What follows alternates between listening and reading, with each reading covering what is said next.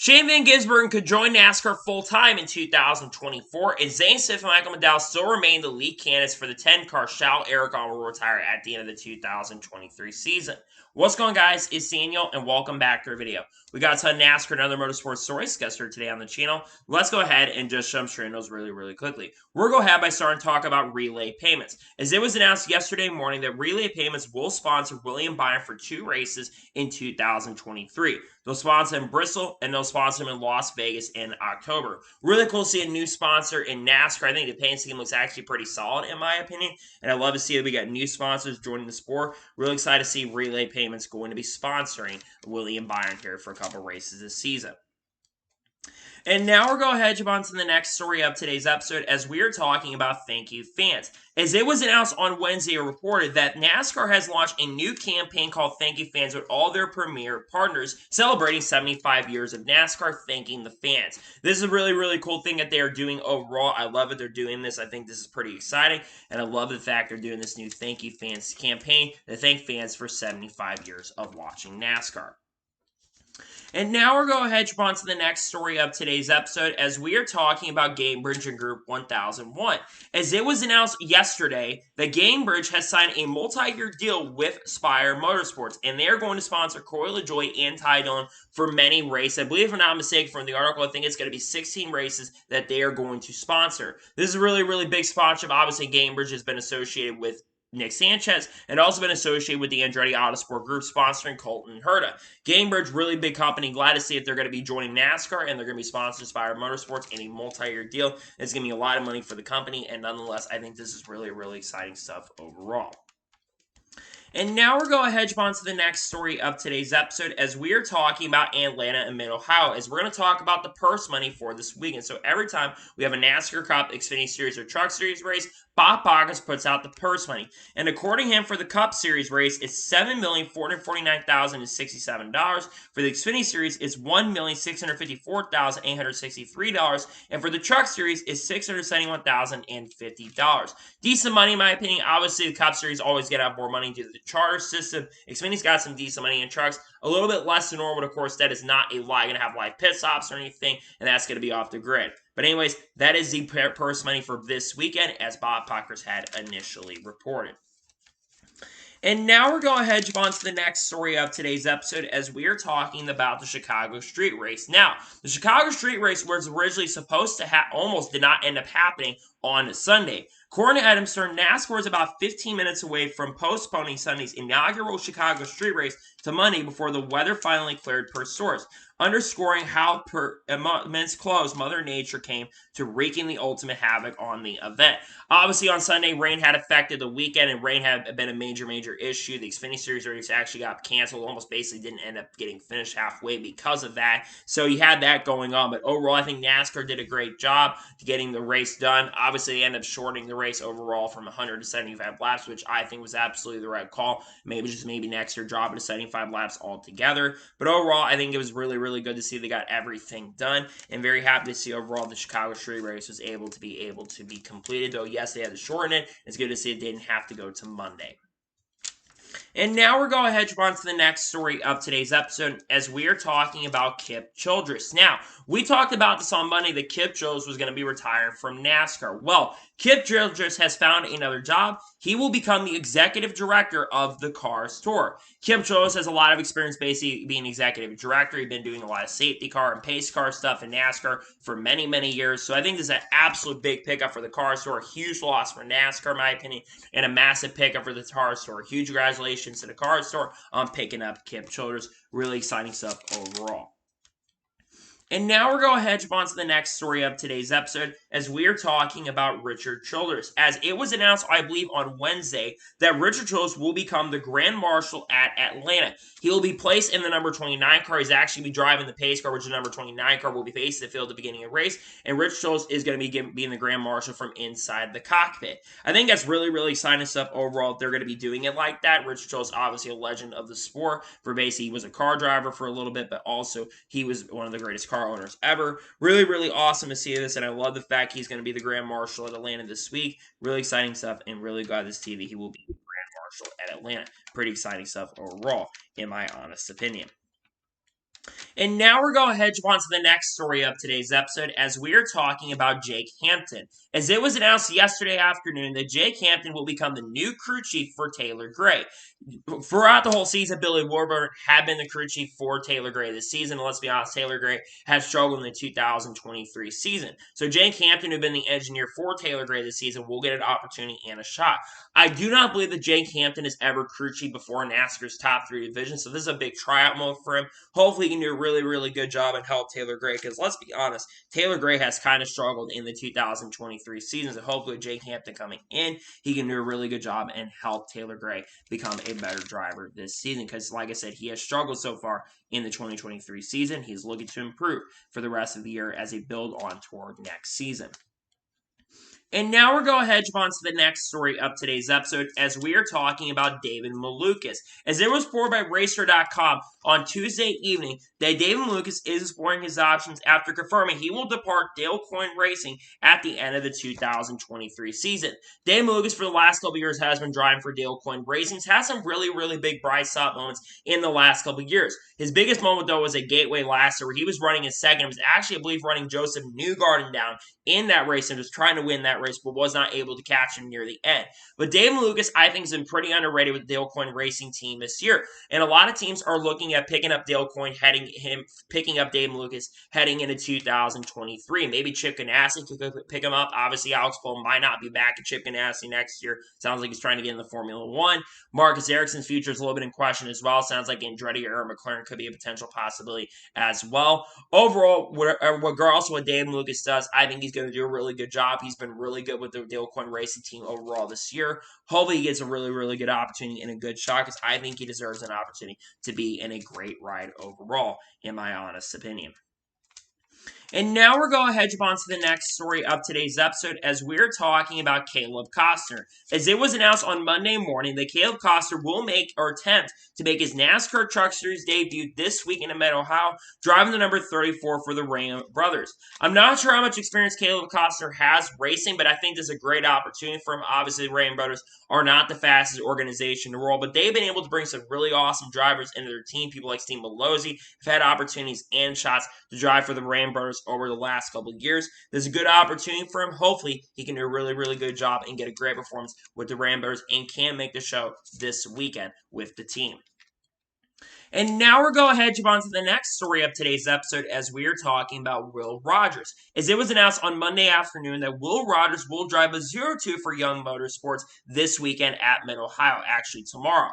Will Rogers is one of the most underrated drivers, in my opinion, in the world of racing. He's also a very excellent road course racer. A lot of his great statistics come from basically the ARCA East Series, winning at Watkins Glen quite a bit, which, of course, is a road course. I know that Young's Motorsports has struggled definitely in 2023, but I think if anyone can get a great run out of those cars or trucks, I think Will Rogers is a guy that can do it. This is a great opportunity for him. I'm looking forward to seeing him out on the racetrack. Hopefully, he can do an awesome and great job with Young's Motorsports this week, because I think he actually can.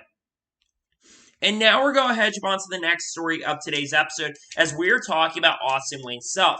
As it was announced yesterday or earlier this week on Monday that Austin Wayne Self will drive the 22 for AM Racing this weekend at Mid-Ohio. Austin himself, obviously the owner of AM Racing. I believe this will be one of the first few times that we've seen this team out on the racetrack. Of course, a lot of the focus for this team has been in the NASCAR Xfinity Series, working on building their program up there. They have not ran the full season in trucks this year. This is a really good opportunity for Austin Wayne, obviously the owner. Hopefully he can do a really, really good job and get some great points and have a great run with this team this weekend, because he needs to have a good run for the owner's point situation. And now we're going to jump on to the next story of today's episode as we are talking about Max Verstappen. As Max Verstappen actually was watching the Chicago Street Race, and he was actually screaming watching Shane Van Gisbergen win the NASCAR Cup Series race at the Chicago Street Course. Now, something to note in that article is that Max Verstappen is not interested in racing in NASCAR currently at the moment. He basically is a sponge of racing and watches racing, but it's really cool to see the Formula One champion really getting into NASCAR and watching motorsports overall in in general, and it's great to see that he was getting excited seeing Shane Van Gisbergen win. I love seeing people get invested in seeing other motorsports winning. I think the win for Shane Van Gisbergen was absolutely incredible. We're going to talk about Shane here in the later portion of this episode, but overall, really excited to see Max Verstappen was getting excited about it. Hopefully, Max, I know he says he's not going to come over and race in NASCAR, but I would love one day for him to come and race in NASCAR because I think he would do a really awesome job overall. And now we're going to jump on to the next story of today's episode as we're talking about Atlanta Motor Speedway. As there has been some new rule changes that were announced yesterday. So, they extended the length of pit road in the offseason in 2022 going to 2023. And it made some new changes to the pit road. So, if you enter pit road under green going to turn number 3, you can go as high as 90 miles an hour. Now, you don't have to go 45 miles an hour until you get to the timing line entering pit road, which then will be 45 miles an hour. Now, under caution, it will be 45 miles an hour regardless of if it's basically from turn 3 all the way to get back up to the racetrack. I think this is absolutely a really awesome and a really good change overall because let's be honest, drivers are losing 2 laps and drivers getting penalized. We're losing 2 or 3 laps in general for basically being on pit road. If you spend on pit road, you're basically out of contention to go for the win or contend for a really, really good run. So I think this is an absolutely positive change overall that they've done this, and I love the fact that they made this rule change overall because I think it's going to create a better product, and I think overall I love that they made this change. It's a change that should have happened overall. Nonetheless, so glad to see they have decided to make a change now, so it's better late than never. And now we're going to jump on to the next story of today's episode as we're talking about Landon Lewis. As it was announced yesterday or a couple days ago that Landon Lewis will drive a 04 for Rover Racing and make his Truck Series debut this weekend at Mid-Ohio. For those of you who do not know who Landon Lewis is one of the best up-and-coming talents. He's currently part of the Ron Hornaday Development Program. I consider Landon Lewis to be one driver who could win a NASCAR Cup Series championship one day. This guy is legit. I think he will actually surprise a lot of people this weekend. We've seen Roper race, especially 04 truck when Katie Honeycutt's been in the truck. We've seen that truck run really, really good. If you put a great driver behind the wheel, the truck runs well, and I think he is actually no exception. Landon Lewis is a very, very talented driver. I think he's going to surprise a lot of people. He's a great road course racer. Would not surprise or shock me if Landon Lewis in his debut ends up finishing in the top 10. Hope he can do a really, really good job. This is a great opportunity for him, and I hope he can have a fantastic run with Roper Racing because he deserves a shot and opportunity to contend with the team. And now we're going to jump on to the next story of today's episode as we're talking about Ernie Francis. As it was announced on Wednesday afternoon that Ernie Francis will drive in the SRX season finale at Lucas Oil in Wheatland, Missouri. Ernie Francis for the last years has been racing full-time in the SRX. He will, of course, only won one race this year as Ernie Francis is currently focused on trying to get the Indy Lights and, of course, trying to get into IndyCar as well. Ernie Francis was a big standout, and one of the biggest goals of the SRX was giving drivers who had not had a lot of opportunities a great shot to contend. And Ernie Francis is, 24, 25 years old, so he's a younger driver overall. I think he's going to do an awesome and a really, really good job at Lucas Oil. I think he could be a contender, and I think Ernie Francis definitely has a really good chance and a shot to win the season finale at Lucas Oil. Wheatland, there's going to be a lot of great competition there, but overall, I think this is a great opportunity. Hopefully, Ernie can do a really good job in the SRX season finale. And now we're going to jump on to the next story of today's episode as we're going to talk about the 2024 Formula One schedule. As it was announced on Wednesday, the 2024 Formula One schedule has been officially revealed, and there's a lot of interesting changes. So the season is going to kick off on March 2nd at Bahrain. Then the next week, it will continue at Saudi Arabia on March 9th. Interesting thing to note, those are going to be Saturday night races instead of Sunday night races, of course, in the Formula One calendar. Then we'll have a couple weeks off, and then we'll go to Australia on March 24th, followed by going to Japan on April 7th, meaning that Japan, which usually is in October, is being moved to April. Then it'll be a couple-week break, and for the first time since 2019, we'll be racing in China on April 21st. Then we'll be going to Miami on May the 5th, followed by the Emilia Romagna track on May 19th. Then we're going to Monaco for the Monaco Grand Prix May 26th, followed by Canada on June the 9th. Then a couple weeks off, and we'll be racing in Spain on June 23rd. Then we'll be racing in Austria on June 30th, followed by the United Kingdom on July 7th. We'll have one off week, and we'll be racing in Hungary on July 21st, which will be my mother's birthday. Then we're racing in Belgium on July 28th. Then we're going to race in the Netherlands after the couple-month summer break. We'll be racing in the Netherlands on August 25th, followed by Italy on September 1st. Then we'll have 1 week off, and we'll race in Azerbaijan on September 15th, followed by Singapore on September 22nd. Then the Grand Prix of Austin, the USA Grand Prix, will take place on October 20th, followed by the Mexican Grand Prix on October 27th. Then we'll be racing in Brazil on November 3rd, followed by Las Vegas Grand Prix, which returns for the second year in a row on November 23rd. Then we'll race at Qatar on December 1st, and in the season finale will be at Abu Dhabi on December 8th. Overall, 24 races in the 2024 Formula One calendar. I think that's a pretty long schedule overall, Formula One. Obviously, Formula One has talked about maybe expanding up to 30 race calendar long term. Obviously, really good to see China's back on the schedule for Formula One. But I think overall, a lot of really cool changes. Obviously, Japan being moved earlier in the year. The goal for Canada is actually, they were supposed to move Canada a little bit earlier in the year, but they were not able to move it a little bit earlier. They're trying to have Miami than Canada maybe as a goal. But overall, I think this is a solid schedule for Formula One. Just let's hope that the racing product and Formula One can get better so we can see some better racing product out on the track. And now we're going to jump on to the next story of today's episode as we're talking about Kurt Busch. Now, Kurt Busch put out a tweet after the NASCAR Cup Series race, and he basically says that he wishes that he could have raced at the Chicago Street Course. Now, we've talked a lot about Kurt Busch on the channel, and the reason we talked about it is because Kurt Busch is still trying to return to the NASCAR Cup Series field. Obviously, Kurt Busch has not raced now in about a year. The last time Kurt Busch actually made a start in the Cup Series was at New Hampshire and was on the verge of racing at Pocono. However, he suffered a concussion-like symptoms at Pocono in a qualifying crash in the second round of qualifying. Kurt Busch has spoken about trying to recover and get back to the racetrack, and I think a lot of us fans really do miss Kurt Busch. And obviously, Kurt Busch has been doing some commentary for Fox earlier this year, and has also been working as a higher-up at 2311 Racing, and I think that's been a huge factor why Bubba Wallace and Tyler Reddick have done really good this year in 2023. Now, there is a third car for 2311 Racing that is available. Shall Kurt Busch be able to make a return? But overall, I hope Kurt Busch can get back to the racetrack really soon. I think a lot of us fans do miss him. We want him to recover and get back to the racetrack as quick and soon as possible. Hopefully he can do that and he can get back to the racetrack really soon because we miss you, Kurt. We want you back on the racetrack, man, and hopefully he can get back to the racetrack as soon as possible. And now we're going to jump on to the next story of today's episode as we're talking about Austin Dillon. As it was announced on Wednesday early afternoon that Austin Dillon will be joining the SRX this year and will race in the season finale, in the second or third to last race at Eldora Speedway.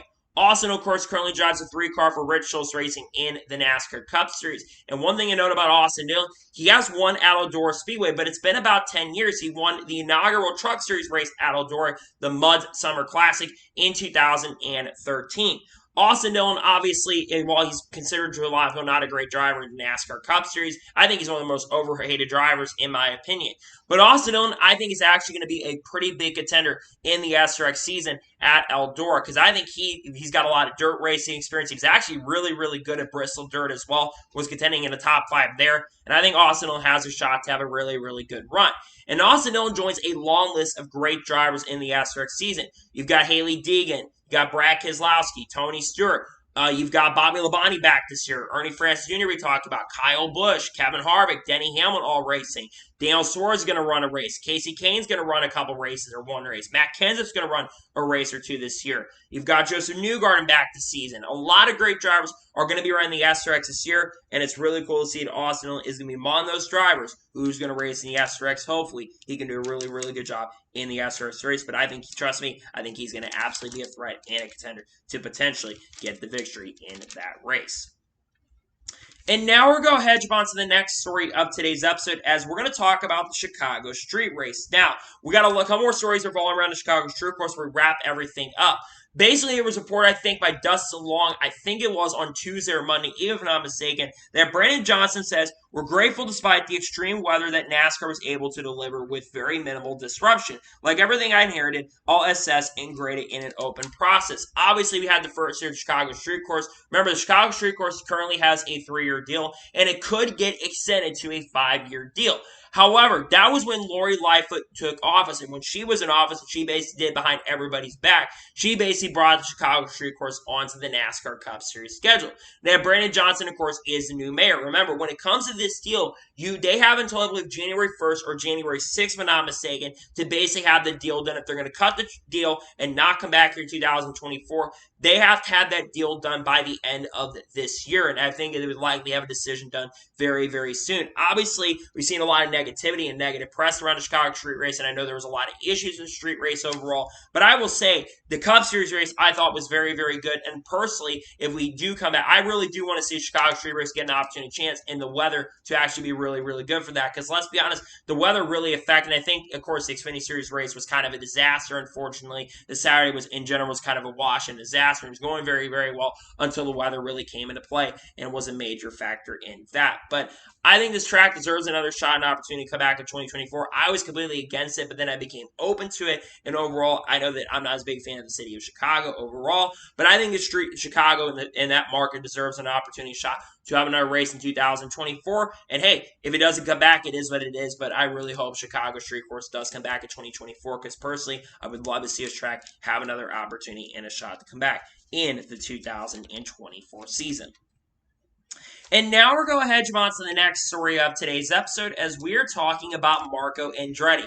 As it was announced, along with the Spire announcement of Gainbridge, that Marco Andretti will attempt to make his NASCAR Truck Series debut tomorrow afternoon at Mid-Ohio, driving the number 7 for Spire Motorsports. Obviously, Marco Andretti basically ran an IndyCar, got a couple victories. IndyCar, I think, got 2 to be exact in 2006 and 2013. And also, Marco Andretti was a 2022 SRX champion. Marco Andretti is beginning a lot more in stock car racing, especially over the last couple of years. We'll talk about Andretti Autosport here in a little bit, but I think this is a really good opportunity for Marco Andretti. And unlike most drivers in the field are coming here for the first time in the Truck Series, Marco Andretti does have a huge advantage, because Marco Andretti has a lot of experience, and this truck is also very, very competitive. You look at the 7 truck for Spire Motorsports. I know that Alex Bowman failed to qualify in this truck, but unfortunately it was a fluky tire deal more than anything else. But Kyle Larson also won in this truck earlier this year at North Wilkesboro. And I think Marco Andretti will have a very decent chance to potentially get the victory this week. And I know it's crazy to say because he doesn't have a ton of stock car experience,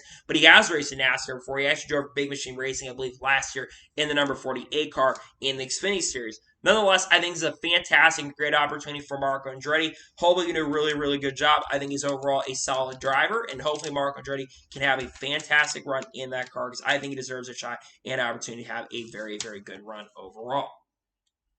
And now we're going to hedge on to the next story of today's episode, as we're talking about Dale Jr. As we've been kind of wondering what the second race for Dale Jr. was going to be in 2023 in the Xfinity Series. Well, it was officially revealed yesterday morning that Dale Jr. is going to drive the 88 for Junior Motorsports at Homestead Miami Speedway. I believe that Dale Jr.'s first race is going to be at Bristol. Usually only runs 1 race every single year, but he's been expanding his schedule up to 2 races, and now he's going to run at Homestead.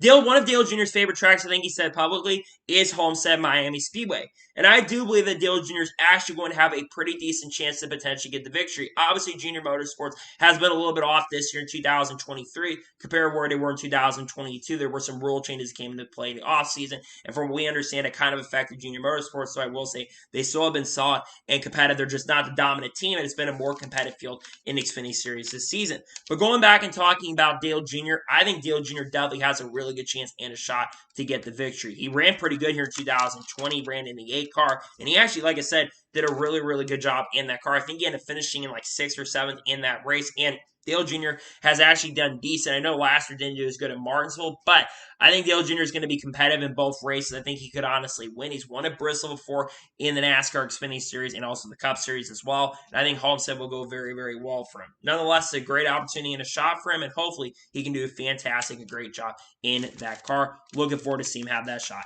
and opportunity.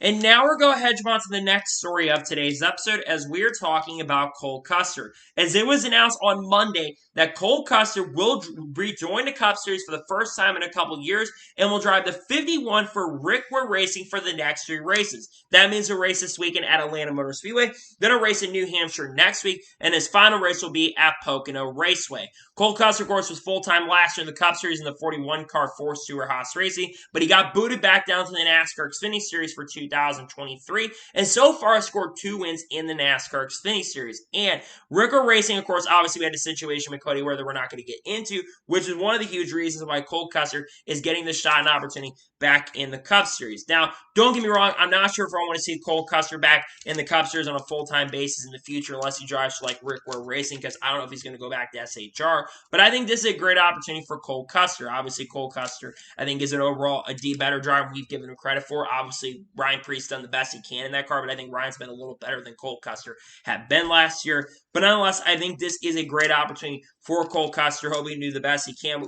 I feel like Rick Ware's team has improved very, very slightly this year, so hopefully we can get in there, do a really, really good job, and we'll see what happens. But nonetheless, great opportunity for Cole. Hope we can make the best of it and have a fantastic run in that car, because he needs to do really, really good, and hopefully he can do a really good job in the select starts. If he gets one top 20, that will be pretty impressive. Hopefully he can do a really, really good job in that car this weekend for Rick Ware Racing. And now we're going to head on to the next story of today's episode, as we're going to talk about the Chicago Street Course ratings. And there's been a lot of talk about the Chicago Street Course ratings in a very, very positive way, because the ratings came out and a lot of people wonder how they were going to do. And I think they exceeded even my expectations. So, according to NBC and Adam Stern, NBC earned 4.795 million viewers for the Chicago Street Race at the end.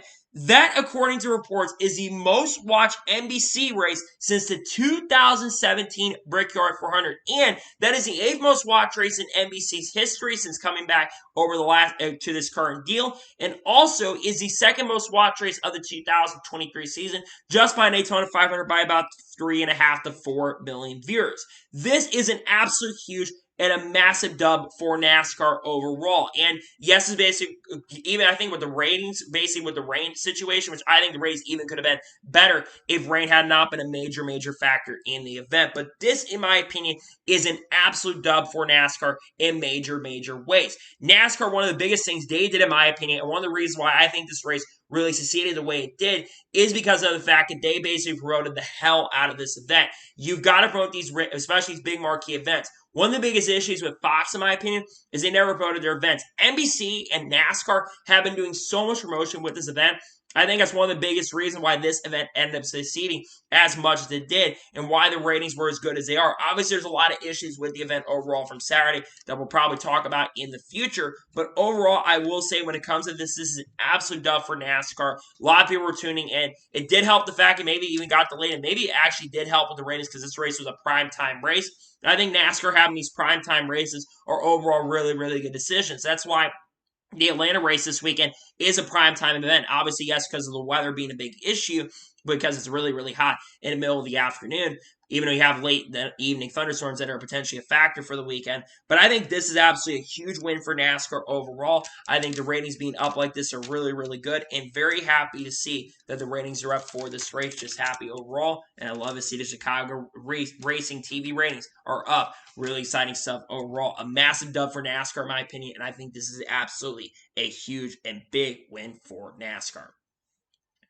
And now we're going to head on to the next story of today's episode, as we're talking about Harrison Burton. Now, there's been a lot of questions and a lot of rumblings about Harrison Burton throughout the 2023 season about his future past 2023, because we're not entirely sure if Harrison Burton is going to return to the Wood Brothers in 2024. Well, we might have finally gotten some indication of what the plans are for Harrison Burton heading into the 2024 season. According to an article from Mossy and from Sportsnet, Jordan Bianchi was on Sirius NASCAR radio very recently. And according to what he's heard behind the scenes, Harrison Burton is likely going to be returning to the Wood Brothers heading into the 2024 season. Now, why we talk about maybe leaving? Because of the fact that there have been some rumblings and rumors about a month or two ago that Harrison Burton had been one of the lead candidates potentially for the 10 car heading into 2024. Obviously, Dex Imaging brings sponsorship and money. But we now know that's kind of not the plan anymore, because Tony Stewart doesn't want to bring someone in that basically has money. He wants drivers to earn their opportunity and a shot, and wants more more veteran-like drivers in the rides compared to younger-like drivers in those cars, if that makes any sense. So it makes a lot of sense here. And I'll say Harrison Burton, I feel like, has been getting a little better this year in 2023 compared to 2022. And I think Harrison Burton deserves another shot and deserves another opportunity with the Wood Brothers heading into the 2024 season. Obviously, the Wood Brothers have not done good this year in the last couple of years, no doubt about it. I think Matt DiBenedetto really showed that equipment was not as good as it was, and I think he has been outperforming that equipment in 2020 and 2021 as well. But overall, I think it's a great decision. I think keeping Harrison Burton around for another year makes a lot of sense. And remember, Harrison Burton, keep in mind about him, he is still technically only 23 years old. So he's going to have a lot of time to grow, and he's going to have a lot of time to develop as a race car driver in this series. Hopefully, he can do a really, really good job behind the wheel because he needs to have some more good runs. Hopefully, he can improve and do a great job with the Wood Brothers going forward heading into 2024 because overall, he hopefully can do good as he will likely return to the Wood Brothers in 2024. Now we're going to head on to the next story of today's episode as we're going to talk about NASCAR and potentially expanding to new markets. So it was reported by Adam Stern on Wednesday afternoon or Wednesday evening that according to him, basically there was this 40 under 40 thing that got revealed. And basically while Ben Kennedy set up Chicago, he's also been talking site visits for potential other races, exhibitions in places like Canada, Middle East, New York City, Denver, Seattle, and Mexico as well. A lot of these areas do not surprise me. We've heard a lot about these areas, especially over the last couple of years. Let's start off with Canada. Obviously, Canada's a lot of talk about going to Circuit Gilles Villeneuve, return to Montreal, and it sounds like at this point that could be announced in the coming months. It's very likely at this point that they're going to be going to Canada in 2024. The Middle East, we've heard a lot of rumors in the last couple of weeks, especially he's been visiting the Middle East. A lot of these, obviously, a lot of talk probably about going to Saudi Arabia, which basically is a lot of money. Obviously, I don't really want to go to Saudi Arabia, but there's also India, I think, is another area of the country, of the world, I should say, that they're looking at potentially going to.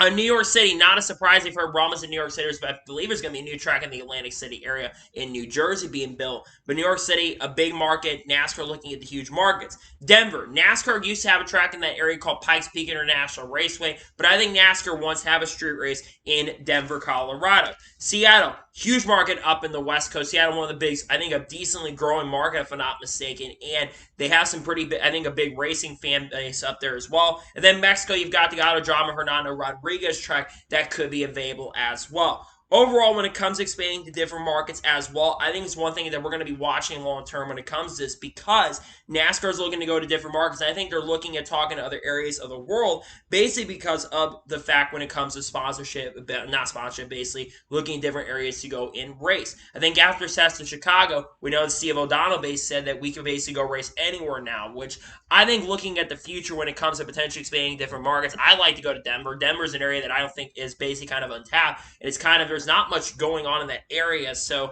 I think Denver would be a really, really big area to potentially look at in a long-term future. It's one thing to watch, and we'll see what happens when it comes to that, but it sounds like NASCAR is looking at potentially expanding different areas of the world in the not-so-distant future, and I would be looking forward. We may see that in the not-so-distant future. And now we're going to hedge on to the next story of today's episode as we are talking about Andretti Autosport and potentially getting into NASCAR. So we've already talked about the fact that Marco Andretti is going to be making his Truck Series debut at Mid-Ohio this weekend, and we've talked about Gainbridge. But I believe it's Bob Pockers was answering a question from the fan, and Bob Pockers talked about that Andretti Autosport could potentially enter NASCAR, and one of the ways and avenues they get into NASCAR is maybe partnering up with Spire Motorsports, but that might not be the only way they may be able to get into NASCAR. Now, over the last couple of weeks, we've heard rumors that Andretti has been having conversations with teams about potentially entering NASCAR as early as 2024 or maybe in 2025 as well. With this Gainbridge partnership with Spire Motorsports, it would not shock or surprise me if we do see Andretti partner up with Spire or basically buy a little bit of an equity stake into Spire Motorsports. And if Andretti Autosport comes to NASCAR, that would be absolutely huge. Remember, they almost actually did come to NASCAR in the 2013 season, and they actually had a deal already announced and signed for 2012, and they were going to have Kurt Busch and or Matt Kenseth drive for that team in 2013. That is one of the reasons why Kurt Busch ended up driving in the 2014 Indy 500, was because that was part of the deal. He was going to race full-time for them. They was basically going to run with the Dodge, as Dodge had a next-gen car that was ready to go and was available. When that deal kind of fell through, they basically left NASCAR completely and haven't come back since. With the next-gen car coming into play, we've seen a lot of new teams come into play. Now, obviously, I don't think Spire Motorsports is just looking at Andretti potentially. You've got Junior Motorsports who's also interested, and they want to come into NASCAR as well, especially the Cup Series. And we know that Junior Motorsports has been interested as well, and other teams have been potentially looking at Spire Motorsports as well. Nonetheless, I think it's going to be very interesting to see when it comes to Andretti what avenue they decide to go to and what avenue they decide to go with when it comes to this. But Andretti, they can enter other ways. What if they partner up with another team like Live Fast, perhaps build that team from the ground up? Maybe they work at RCR in the future. Who really knows at this point? But when it comes to Andretti Autosport, I think it'll absolutely be a huge story to watch and follow going forward. And I think it'll be really, really huge regardless of what ends up happening. But it sounds like if they're talking to teams about entering the sport, I don't know if it'll happen in 2024, but maybe 2025, there is a chance and possibly that Andretti Autosport could join NASCAR, which I think would absolutely be huge for the sport. And I think a lot of us IndyCar fans and maybe drivers like Colton Herter or Romain Grosjean have been interested in racing NASCAR might get a shot at opportunity. It's exciting to watch. We'll see what happens in regards to that, but it sounds like Andretti Autosport has been talking to teams about potentially expanding and coming into NASCAR because they're having a hard time getting into Formula One at this point.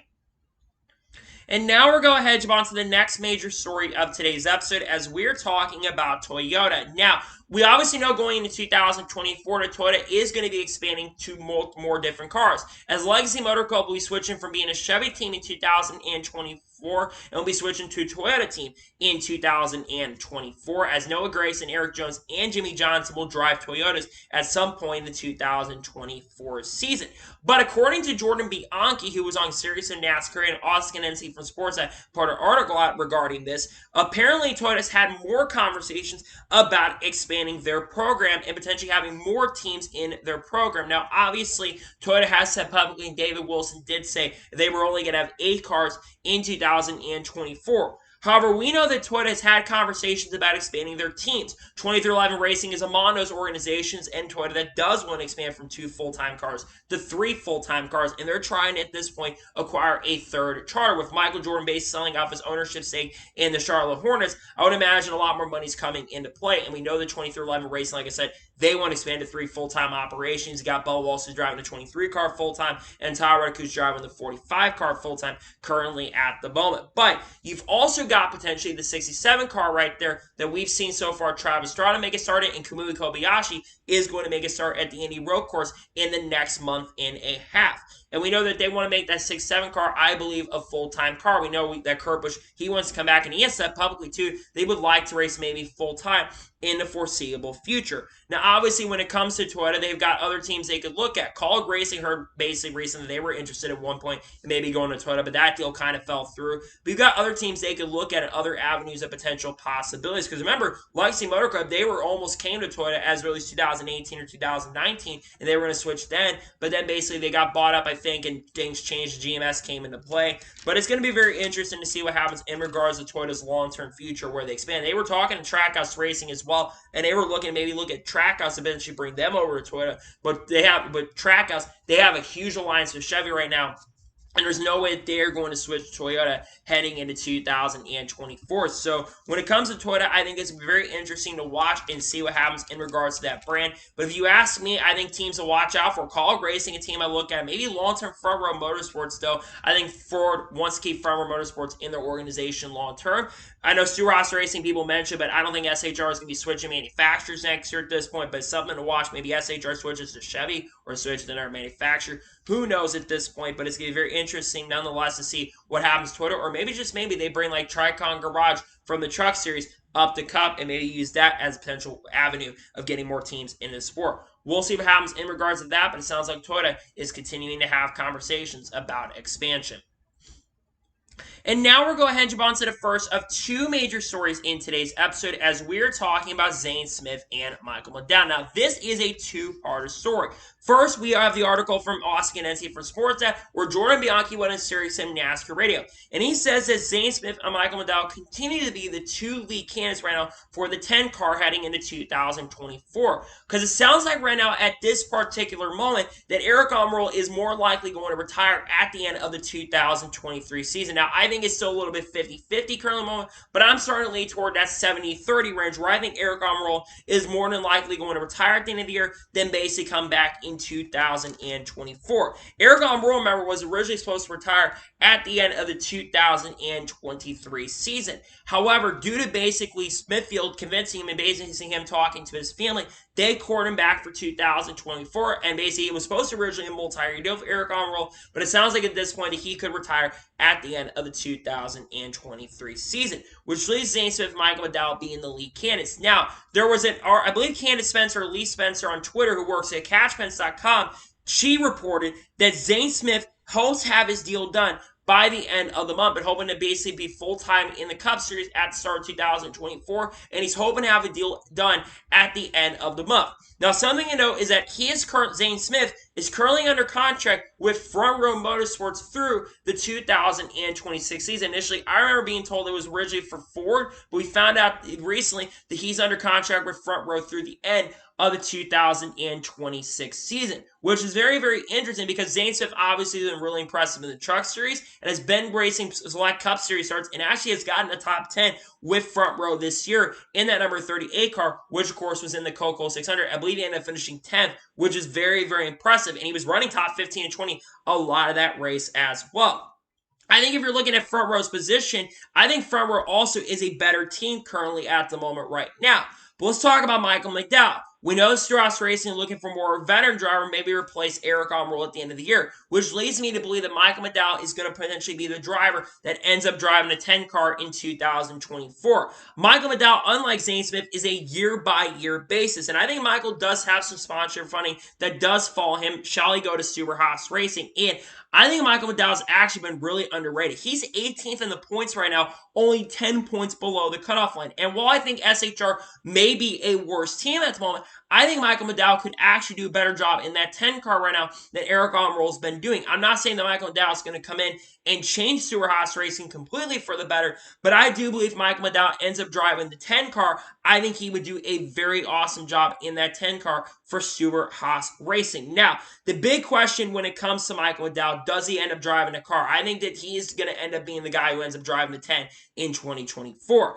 Now, if it doesn't end up being one of those two guys, who could be candidates? Well, you've got Riley Herbst and Cole Custer, a part of the NASCAR Xfinity Series, but I think Tony has publicly said that he doesn't want daddy's money coming into play. So he doesn't want a guy like Riley Herbst and Cole Custer. Haley Deegan's her name I know has been mentioned a couple times, but Haley Deegan struggled in the trucks this year, and I think she probably should go to Xfinity next year. And then you've got a driver like Matt DiBenedetto, who kind of came the hard way as well. I know Matt DiBenedetto had some trouble at the end of 2021. Matt DiBenedetto is someone to look at. Maybe somehow crazy Carl Edwards, he gets a call at some point. That would be really cool to see Carl Edwards have a shot and opportunity. But if you ask me right now at this particular moment, I think it's going to be Michael McDowell is going to end up in the 10 car unless something crazy ends up happening. I think Michael McDowell is going to be the driver of the 10. I know people mentioned Todd Gillen. I think Todd Gillen is going to return to the 38 car next year. I think Zane Smith's going to go to the 34. I think Michael McDowell goes to the 10. And I think Todd Gillen returns to the 38. I know that we've talked about this recently, that Todd has not worked on a contract unless things have changed recently. But I think if you ask me, if you're Front Row, you have to keep Zane Smith and Todd Gillen around. You need to keep your younger drivers around because both drivers, I think, could leave Front Row some really great things long-term in the foreseeable future. We'll see what happens, but it sounds like those are the two lead candidates, Zane Smith, Michael McDowell. I think Michael McDowell will be the driver, though, who ends up in that 10 car heading into the 2024 season. And now we're going ahead and jump on to the final major story of today's episode, as we're talking about SVG, also known as Shane Van Gisbergen. Now, we talked about this on the channel. The Shane Van Gisbergen originally has his contract with Supercars through 2025. The reason we're talking a lot about Shane Van Gisbergen is in his NASCAR Cup Series debut, he drove, of course, the Project 91 car for Trackhouse Racing, and not only was he so impressive, he went on to win in his debut. That has not happened in modern NASCAR history since the modern era began. It has not happened in 60 years. The last time it happened was in 1963 with Johnny Rutherford, who won at Daytona, I think in a qualifier race. But a lot of people say that his contract with Supercars goes through 2025. However, according to recent rumors, Jamie Whincup, who runs for the team that Shane Van Gisbergen drives for, he could get out of his Supercars contract early and could join NASCAR full-time as early as the 2024 season. And if he gets an opportunity in the shot to run full-time in NASCAR in 2024, I think that'd be absolutely really, really huge. And I think a lot of us fans do want to see him come to NASCAR full-time in 2024, which he now has put his name in the conversations to potentially race full-time in NASCAR next year. And honestly, if Shane Van Gisbergen comes full-time to NASCAR in 2024, it would be absolutely huge. Now let's discuss about some potential possibilities about where he could end up driving heading into 2024. There are a couple teams that could be available. Obviously, we talk about Trackhouse, and they have had some conversations about potentially expanding to 3 full-time cars. I know that they talk about maybe Corey LaJoie being the favorite for that ride if they were to expand. But if you're Trackhouse and you got Shane Van Gisbergen right there who won for you in his debut, I think he would do really great things with Trackhouse. You've got other teams that could be potential possibilities. What about 2311 Racing? We know that they're looking to get a third car and expand. 2311 Racing picking up Shane would be absolutely huge, and he's a great road course racer as well, which could really help Bubba Wallace out in a huge way and bring some experience in. A wild card could be Stewart-Haas Racing. Stewart-Haas Racing, they need a veteran in that team, but I don't think he's going to be a lead candidate for that ride. And what about Junior Motorsports if they were ever to come up to the Cup Series? I think that would be absolutely wild if Junior Motorsports, if they got the Cup and they brought Shane Van Gisbergen in. But I've been really, really publicly praising Shane Van Gisbergen overall because Shane is absolutely a beast behind the wheel, especially on road courses. Now, I don't know how much oval experience he does have. I know he has a lot of dirt racing experience, which, of course, they drive ovals there, basically circles. So I think he would do an excellent job, at least if a dirt race ever came back. I think he'd do a great job there. But I think Shane Van Gisbergen is an absolute beast behind the wheel and one of the most talented race car drivers in the world. And I think a lot of us fans really do want to see Shane Van Gisbergen come race full-time in NASCAR. And honestly, I think Shane Van Gisbergen could win a lot of NASCAR Cup Series races, shall he come to sport. And remember, Shane Van Gisbergen is only 34 years old at this moment. He still is basically in the prime of his career and could, like I said, win a lot of races in his NASCAR Cup Series career. And I think a lot of his fans, including myself, want to see him have a chance and a shot and opportunity to race full-time in NASCAR. I know that there's been some other teams that are looking at him. He's racing IMSA before, drove in the Porsche, and also his teammate, I believe, the Kyle Busch with Lexus, and I think he did a really good job with the Lexus brand with Kyle Busch race in the Rolex 24 as well. Nonetheless, when it comes to him, I think it'd be a really good opportunity and a shot to maybe see him come to NASCAR full-time, and I really hope he gets a shot and an opportunity there. I know people compare him like to Kyle Larson. Some people compare him to Chase Elliott in some senses, but I really do think that Shane Van Gisbergen is an excellent driver. I think it'd be great for him to be full-time in the sport, and I, like I said, would think he would do a very, very awesome and great job if he comes to the sport full-time. If you're Trackhouse and you're looking to expand to 3 full-time cars, you need to get a third car, in my opinion, and put Shane in your car full-time. I think it'd be really cool to see 3 really good drivers on the team. I think Ross Chastain is one of the best drivers in the field. Daniel Suarez is a great driver. They're both set long-term. Bring Shane into the team, and I think you would have a really good team in a long-term future. Nonetheless, it's exciting to say that there's some talking conversations about SVG coming to NASCAR full-time in 2024, and he could get some Xfinity Series starts as well. I think that'd be really cool if we got some Xfinity Series starts, but overall, when it comes to this, I think Shane could come to NASCAR full-time. I think it's going to be tougher because there's so many drivers we're looking at overall. But I think after winning, I think if you're because a lot of drivers are scared of Shane Van Gisbergen winning. And I think overall, I think SVG can do a really awesome and great job overall. Hopefully comes to NASCAR full-time in the 2024 season. So, that is going to be for today's NASCAR news and motorsports news video. I want to thank you guys for watching. Please like and subscribe to the channel. Notifications on so if I win a video does go live on my channel. Follow me Twitter, Facebook, and Instagram as per my Patreon as well. Link description below that and comment your thoughts on today's video. Do you think Shane Van Gisbergen comes to NASCAR full-time in 2024? Let me know your thoughts in the comments below. And what are your thoughts about the 10 car? Do you think drives the 10 car 2024? Let me know your thoughts in the comments below. Tomorrow on the channel, I should have 2 videos on the channel, have the NASCAR Xfinity Series and Truck Series race reviews. Then on Sunday, there's going to be 2 videos on the channel. We're going to look at the SRX lineup. Everything has been confirmed for that, because of course the SRX starts next week. And then we also will have the Cup Series race review pending the weather for Atlanta. Then Monday, if the weather is able to cooperate on Sunday, we should have a news video on the channel discussing news over the last couple weeks, or days, excuse me. So anyways, like I said, I want to thank you guys for watching today's episode, and I'll see you guys next time for more great, awesome NASCAR content and other motorsports content on the channel like this. Take care, everybody.